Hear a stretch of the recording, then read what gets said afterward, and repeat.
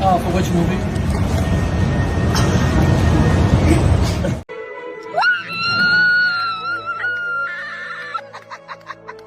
The original cartoon came out in 1937, and very evidently so. If you disagree with this sentiment, just hit the unfollow button. There's a big focus on her love story with a guy who literally stalks her. She's not going to be saved by the prince, and she's not going to be dreaming about true love. She's dreaming about becoming the leader she knows she can be. Go through this, right? There's no prince. Woman doesn't need a prince. Oh, Lord. Really? Okay, good Shut luck up. back then. That was the first part that was a little bit weird, but I was basically the only person in the theater, and makes it much more boring and much less realistic. The movie is really, really bad. A major Disney movie getting pulled from theaters is practically unheard of. Yet that's exactly what happened with the live-action Snow White. AMC, the largest theater chain in America, announced it was dropping the film from all its screens, cutting short a release that was supposed to be a magical success. Instead of soaring, the project spiraled into controversy, marked by a messy clash between Rachel Zegler's outspoken personality and Disney's carefully orchestrated PR. But the moment that truly demolished this adaptation wasn't a quiet executive decision behind the scenes.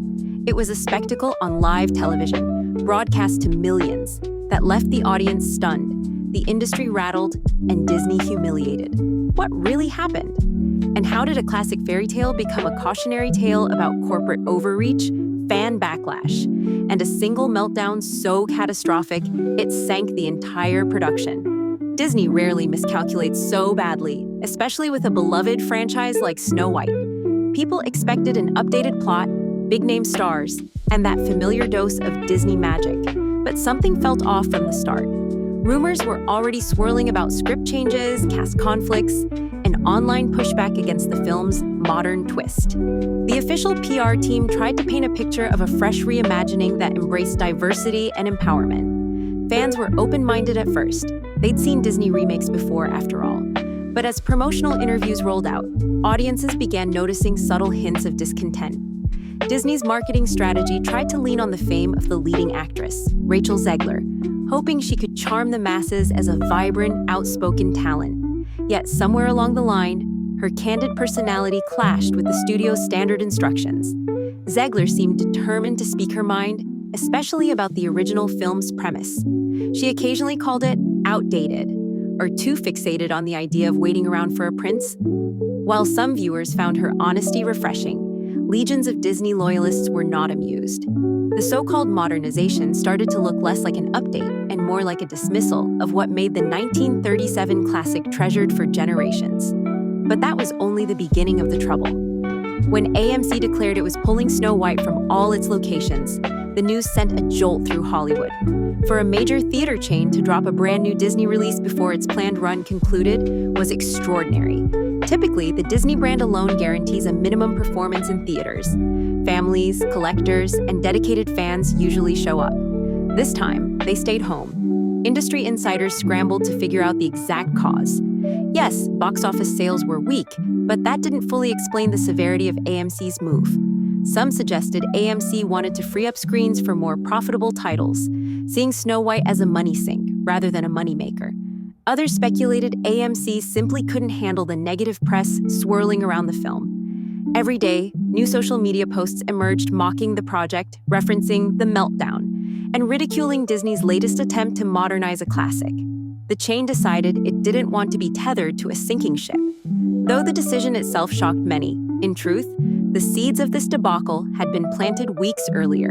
Controversial statements by Rachel Zegler, along with early screening feedback, hinted at an impending disaster. And then everything blew up in the most public way possible. Before we get to the now famous meltdown, it's worth tracing how the stage was set for this collapse. Disney's marketing team did what it always does: endless publicity, teaser clips, social media engagements, and talk show appearances. But behind the glamorous surface, rumor mills churned out concerning tidbits. Insiders whispered that script overhauls had stripped away beloved story elements. Iconic scenes from the original might have been scrapped or radically altered in the name of progress. Meanwhile, Rachel Zegler's interviews became a central focus. In some, she embraced the new angle, emphasizing a Snow White who didn't depend on a prince. In others, her tone shifted into what critics called dismissive. She openly questioned why anyone still cared about a story from 1937. Although a portion of fans supported her stance on female empowerment, a much larger portion felt personally attacked. They saw her comments as insulting to those who loved the original's innocence and timeless romantic themes. Social media amplified every remark, and soon Not My Snow White started to trend. Initially, a small group of upset viewers, the hashtag ballooned into a sizable chorus of discontent. Each day that passed dragged the film deeper into controversy. It was the kind of slow-motion PR nightmare that usually prompts studios to clamp down on their stars, reining in any off-script commentary. Disney tried exactly that, scheduling Zegler for carefully moderated appearances where she'd presumably share sanitized talking points. But then came The View. The View had been handpicked by Disney executives as a cozy setting for damage control. The idea seemed simple. Get Rachel Zegler onto a daytime talk show known for mainstream appeal, chat about the empowering angle of the new film, and quell any lingering negativity before opening weekend. Producers from the show reportedly received a list of safe questions to ask. Everything was planned to the last detail, or so they thought. The interview started with the usual pleasantries, but as soon as the co-hosts nudged Zegler to talk about reimagining Snow White, she abandoned the script. Instead of praising the classic's legacy, she launched into a critique about how the original story's themes were outdated. She described older fans as stuck in the past, implying they refused to let the narrative evolve with modern values. Almost instantly, social media erupted. Viewers at home typed frantically on their phones, posting clips of her comments in real time, fueling a new wave of fury. Off camera, The View's production team sensed the conversation veering off track. They tried to steer her back with lighthearted questions, but Zegler wouldn't budge. She doubled down, challenging the co-hosts who attempted to defend the older version. Her remarks got sharper. She implied that some fans might be outright resistant to diversity or female independence. The tension on set spiked. Audience members squirmed in their seats, not sure whether they were witnessing a brutally honest conversation or a PR meltdown. That's when everything escalated. Hosts tried to interject, questions overlapped, and Zegler's frustration became palpable. One of the co-hosts tried pivoting to the film's costumes, a neutral topic. Zegler, however, refused to let go of the deeper debate. Within minutes, staff were making frantic gestures, presumably signaling a commercial break. The camera feed switched abruptly, leaving viewers at home confused about whether there had just been a technical glitch or a deliberate cut. In truth, that moment was the meltdown, a live conflagration of corporate caution, fan nostalgia, and a star who believed she was simply speaking her mind. Partial footage from the View incident went viral within hours. Clips on social media showed Zegler passionately criticizing the original movie, with headlines like "Snow White star destroys Disney classic" or "Rachel Zegler insults fans on live TV." Memes popped up everywhere, some comedic, others openly hostile. What had been simmering dissatisfaction turned into a full-blown fan rebellion. People who had remained on the fence about the film suddenly found a reason to be offended. They flooded comment sections, complaining that Disney was disrespecting its own legacy. Parents voiced concern. If the star of a family movie had so little respect for the classic, why should they spend money on tickets? It was no longer just a matter of disagreeing with one actress's opinion. It felt like an attack on cherished childhood memories. Disney was losing control of the narrative faster than it could patch the holes. Meanwhile, Not My Snow White soared to new heights. Even fans initially open to a modern retelling joined the criticism, claiming the meltdown proved the remake had gone astray. The chatter online wasn't solely about the film's storyline. It became a broader indictment of Disney's approach, from rehashed remakes to perceived corporate arrogance. In short, the meltdown overshadowed every other aspect of Snow White, from its music to its elaborate sets. Negative buzz spread like wildfire, and the destructive power of public opinion finally took shape in the box office numbers. Opening weekend arrived, and the results were grim. Despite huge billboards, flashy trailers, and costly advertisements, Snow White stumbled out of the gate. Ticket sales fell short of even the most conservative industry forecasts. Word of mouth was dreadful. People took to Twitter, Reddit, and YouTube to declare the movie unwatchable or deeply disappointing. Clips from outraged audience members circulated, detailing half-empty theaters and bored children begging to see something else. AMC, which had dedicated multiple screens to Snow White, watched as seats remained vacant. Executives from the chain began questioning whether they should cut their losses early. Typically, a Disney release is a safe bet, guaranteeing a baseline of family attendance. But this fiasco proved otherwise. Day after day, theater managers reported dismal figures and overheard patrons complaining that they refused to support a film trashing the original fairy tale. From a purely financial standpoint, AMC realized it made more sense to reassign those screens to movies that were performing decently. Prolonging Snow White's run would just multiply their losses, so they made the extraordinary call to remove the film entirely, setting off a thunderclap across Hollywood. Analysts struggled to recall the last time a major Disney adaptation was pulled so abruptly, but there was more to it than numbers.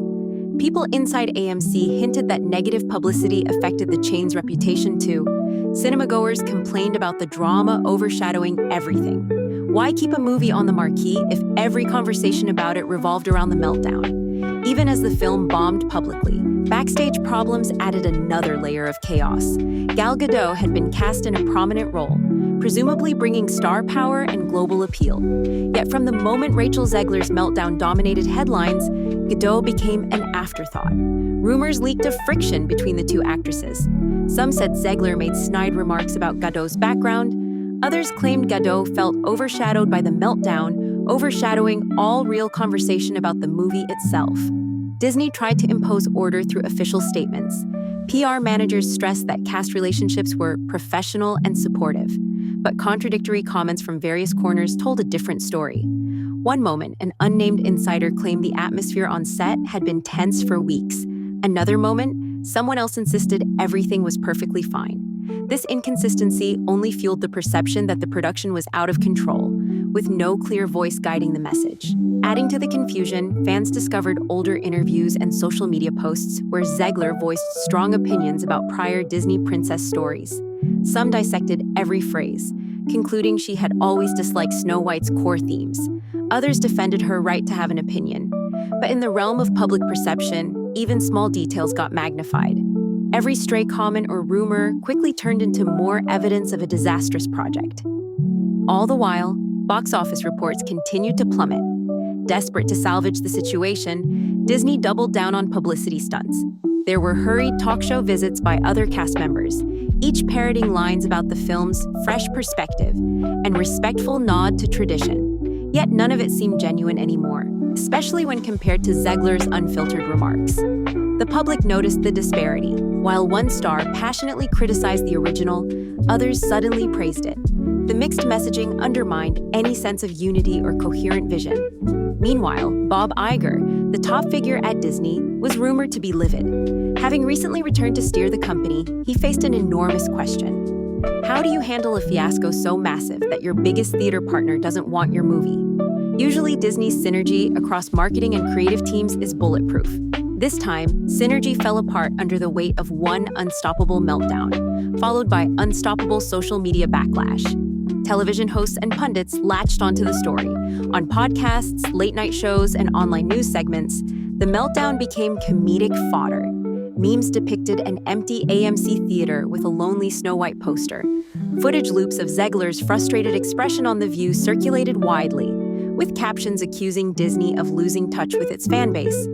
The more Disney tried to contain it, the more unstoppable the meltdown narrative became. With AMC officially done showing Snow White, speculation arose that other chains might follow. Some smaller theaters, in fact, had already quietly dropped the film due to poor attendance. But AMC's public announcement signaled a monumental shift. People started wondering if the era of guaranteed blockbusters for Disney remakes was over. Had the studio's brand loyalty finally cracked? Commentators in the industry used phrases like watershed moment and box office poison. Questions about Rachel Zegler's future roles became common. Would studios want to take the risk of hiring someone who openly challenged fan traditions on live TV, or was she unfairly bearing the brunt of blame for a script and concept that fans never wanted in the first place? No consensus emerged. Some argued Disney had gone too far in rewriting a treasured classic. Others insisted the meltdown had overshadowed what might have been a decent movie. and many felt both factors were equally responsible. In any case, AMC's decision to bail early confirmed that sometimes even a juggernaut like Disney can't spin negative publicity into gold. The meltdown may have been the match, but the overall dryness, corporate hubris, fan nostalgia, and a contentious approach to remaking the storyline was the tinder. Together, it all ignited a fire that no one, not even Disney's legendary PR machine, could extinguish. When all was said and done, the meltdown overshadowed every conversation about Snow White. Instead of focusing on costumes, music, or the potential for a modernized fairy tale, audiences fixated on Zegler's live TV outburst and AMC's bold decision to ditch the film. The fiasco became a glaring testament to how swiftly public perception can devour a project, no matter how big the budget or how famous the brand. Looking ahead, insiders say Disney will likely approach future remakes with caution. Producers might impose stricter clauses preventing stars from airing personal grievances about the original source material on large platforms. Cast members may face more rigorous media training, ensuring they stick closer to the approved narrative. But there's a risk to overcorrecting. If the next round of promotional interviews feels robotic or dishonest, fans will sense it immediately. Authenticity still matters. The meltdown happened partly because Rachel Zegler was deeply authentic, even if it came across as dismissive or confrontational. The meltdown also taught fans a lesson about the power they hold. Social media can amplify or bury a movie's chances at success. By circulating clips from The View, ridiculing the adaptation's changes, and championing Not My Snow White, fans collectively delivered a blow to a corporation that usually has an unmatched grip on public sentiment. Disney, once near invincible in the remake sector, confronted an irreversible truth. The audience isn't a passive observer. They can, and will, reject a product if they feel it disrespects what they hold dear. In the end, the new Snow White wasn't simply a flop. It was a phenomenon that demonstrated how easily the mightiest studio can stumble when corporate strategy, fan nostalgia, and star personalities collide in all the wrong ways. AMC's removal of the film was the final exclamation point, boldly underscoring that meltdown moments don't just fade away. They burn themselves into the industry's collective memory, guiding how future films are cast, promoted, and even conceptualized. And so this chapter closes on a cautionary note for Disney and the entire entertainment world. In an age where one live slip-up can overshadow millions of dollars worth of marketing, the old rules of guaranteed success no longer apply. The meltdown is a reminder that stories, even when reimagined, must honor what drew people in from the beginning. If an adaptation abandons the heart of a classic, or worse, seems to ridicule it, a meltdown might be waiting right around the corner. And once it starts, there may be no stopping it from consuming everything in its path.